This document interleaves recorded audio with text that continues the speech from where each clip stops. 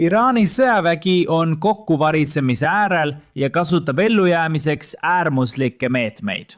Pärast laastavat täppislööki, mis aurustas täielikult režiimi kõrgeima mereväeülema ja kogu tema siseringi, on paanika Teheranis jõudnud õõvastavalt uuele tasemele. Viimased teated kinnitavad, et peata Islami Vabariik on nüüd nii meeleheitel, et tüüab oma tohutuid kaotusi korvata, muutes ametlikult seadusi, et sundvärvata sõjaväkke lausa lapsi. Kahjuks pole see midagi uut. Täpselt sama tegi Ajatollah Khamenei 80-ndatel ja tundub, et täpselt sama teeb Islami Vabariik taas. Need juhid ohverdavad Iraani tuleviku vaid võimu säilitamiseks, mis näitab režiimi meeleheidet. Täna hommikul kõrvaldati Iraani mereväe komandör, kes vastutas Hormuzi väina sulgemise eest. Kuulake. IRGC mereväekomandör Ali Reza Tangsiri oli öösel sihtmärgiks rünnakus Iraani linnas Bandar Abbas, teatas üks kõrge Iisraeli ametnik. Tangsiri vastutas otseselt Hormuzi väina sulgemise eest. Mulle öeldi, et tema juhtiv luure- ja operatsioonipersonal oli salajases mereväe juhtimiskeskuses. Seda kinnitab taas üks kõrge Iisraeli ametnik. Meie teada käib veel lahingukahjude hindamine, kuid nad usuvad, et ta hukkus selles rünnakus. See oli sihitud rünnak, mis põhines USA ja Iisraeli luurel ning mis selle allika sõnul näitab jätkuvalt, kui sügavalt suudavad USA ja Iisrael luureoperatsioonidega tungida IRGC juhtkonda. USA keskväe juhatus kinnitas atentaat. Ta oli tähtis mees ja juhtis Iraani mereväge 80 aastat. Ta ründas sõja algusest üle 20 laeva väinas ja ahistas tuhandeid kaubalaevastiku meremehi. Iisraeli allikate järgi kõrvaldati samas rünnakus lisaks temale ka 8 tema kõrgeimat komandöri maa-alusest punkrist. See on suur hoop Iraani mereväele. Admiral Brad Cooper kutsub oma avalduses kõiki Iraani revolutsioonilise kaardiväe mereväelasi viivitamatult postidelt lahkuma ja koju naasma, et vältida vigastusi või surma. Järgnevatel tundidel ja päevadel näeme, kuidas see muudab olukorda Hormuzi väinas, kui tundub, et Iraani merevägi on varemeteks muudetud. USA keskväe juhatus kinnitas eile, et Iraani mereväest on hävitatud 92% võrreldes 5 nädala taguse sõja algusega. Lisateabe saamiseks kuulake edasi. Meie täppislöögid on üle koormanud Iraani õhutõrje ja lahingulennud. Iraani kohal avaldavad selget mõju. Siin on mõned näited. Iraani sõjalaevad on aastakümneid piirkonna vetes liikunud, ähvardades ja häirides üleilmset laevaliiklust. Need päevad on möödas, sest oleme hävitanud 92% Iraani mereväe suurtest laevadest. Nad ei seila enam. Minu hinnangul on nad nüüd kaotanud võime mereväelist jõudu ja mõju sisuliselt rakendada piirkonnas ja maailmas. Oleme varem rõhutanud, et Iraani droonide ja rakettide väljalaskmise tempo on langenud rohkem kui 90%, mistõttu nende võime rünnata Ameerika vägesid ja naabreid on märgatavalt vähenenud. Kui räägid internetis IRGC toetajaga, püüab ta sind alati veenda, et see on hea. Nad ütlevad, et see on osa Iraani geniaalsest plaanist, kus nad kasutavad oma komandöre selleks, et veenduda, et USA-l saavad kallid raketid otsa. See postitus on sarkastiline, kuid leidub neid, kes väidavad, et USA-l saavad raketid enne otsa kui Iraanil komandörid. See võib tõsi olla. Iraan on 92 miljoni elanikuga riik, kuid mitte kõik ei toeta IRGC-d. Mitte kõik ei toeta Islami Vabariiki. Tunnistan siiski, et Islami Vabariigil on ilmselt palju inimesi, kes on valmis mõrvatud komandöre asendama. Ja ma tean, et üks mõrv ei pruugi sõda muuta. Ka 2 mõrva ei pruugi sõda muuta. Kui enamik vaenlase juhtkonnast hävitatakse juba esimestel nädalatel, avaldab see mõju. Asi pole vaid juhtide asendamises, vaid ka selles, kes neid asendavad. Iraan täidab nüüd juhtivkohti inimestega, kellel pole üldse kogemusi. Ja muudatused, mida nad teevad, tõestavad täpselt, kui meeleheitlikuks nad on muutunud. Alles eile teatas Iraani revolutsiooniline kaardivägi, et sõjaga seotud tugifunktsioonides on miinimumvanus nüüd 12 aastat. See ei ole trükiviga. Ma ei häälda midagi valesti. Nad alandasid vanusepiiri 12 aastani. Nüüd selle Iraani revolutsioonilise kaardiväe ametniku sõnul, kes selle teadaande tegi, ei tee nad seda mitte sellepärast, et neil oleks inimesi puudu. Nad teevad seda, sest neil on palju noori vabatahtlikke ja otsustasid seetõttu vanusepiiri langetada, et neid vastu võtta. Jah, mina usun seda. Kas teie usute?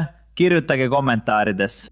12-aastased on siiski lapsed. Mõned neist pole ilmselt veel puberteetigi jõudnud. Nüüd nad osalevad patrullides, kontrollpunktides ja logistikas, nagu Iraani revolutsiooniline kaardivägi teatas. Kuid Iraan jätab midagi tähelepanuta. See rikub Iraani kohustusi lapse õiguste konventsiooni ees, mis keelab lastel olla sõjaväes kuni 18-aastaseks saamiseni. Ma arvan, et Iraan ei muretse enam eriti rahvusvahelise õiguse pärast. Iraan hoolib rahvusvahelisest õigusest ainult siis, kui Iraani juhid hakkavad surema. Kui Islamivabariik tapab 40 000 meeleavaldajat, siis Iraan rahvusvahelise õiguse pärast ei hooli. Kui Iraani revolutsioonikaardivägi värbab 12-aastaseid, ei hooli Iraan rahvusvahelisest õigusest. Kui see ei näita, et Iraan võidab, siis mis veel võiks? Nüüd on Iraani meeleheide märgata ka mujal. Riik palub Venemaalt abi relvade, droonide, toidu ja ravimite näol. Enne detailidesse minemist vajutage kindlasti meeldib nuppu ja tellimisnuppu. See aitab meid algoritmis.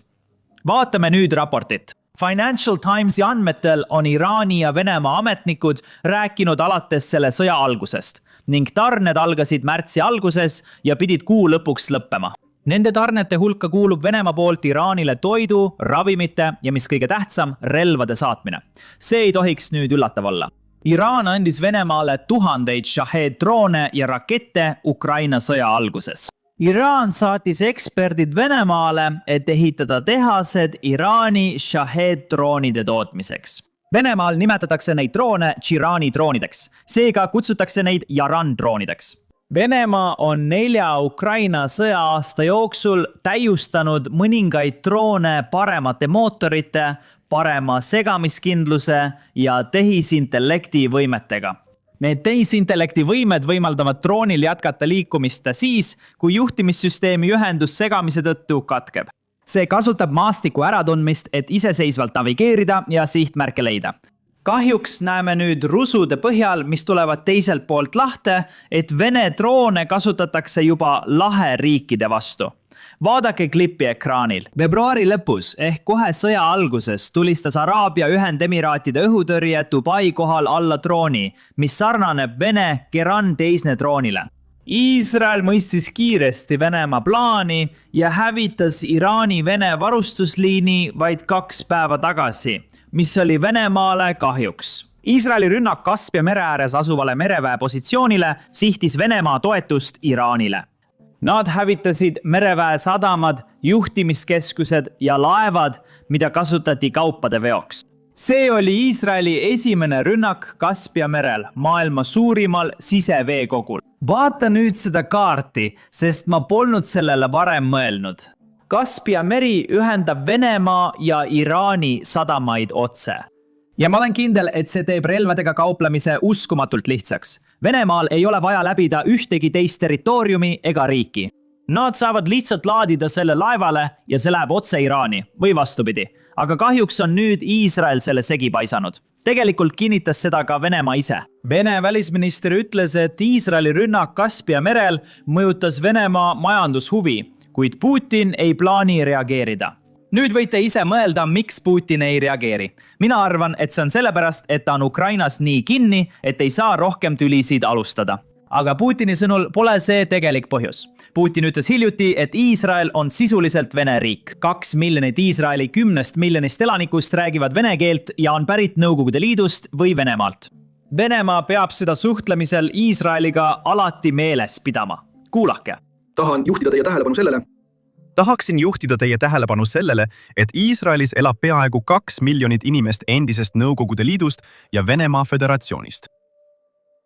See on tänapäeval peaaegu venekeelne riik. Meie arvestame seda fakti alati Venemaa tänapäeva ajaloos. See on esimene asi. Teiseks, meil on tragöödia. Mõtle siiski, mida see tähendab. Putin jagab droone Iraaniga, et tappa USA sõdureid, mitte ainult Iisraeli sõdureid. ta tahab, et Ameerika sõjavägi kannataks. See on oluline, sest paljud ameeriklased tahavad, et USA teeks Venemaaga koostööd ja loobuks Lääneliidust, kuna peavad Venemaad paremaks riigiks. See riik rahastab nüüd otseselt ja annab luureinfot, et USA sõjaväelased sureksid. Seda ei tohi unustada. Samuti ei tohi unustada veel ühte asja.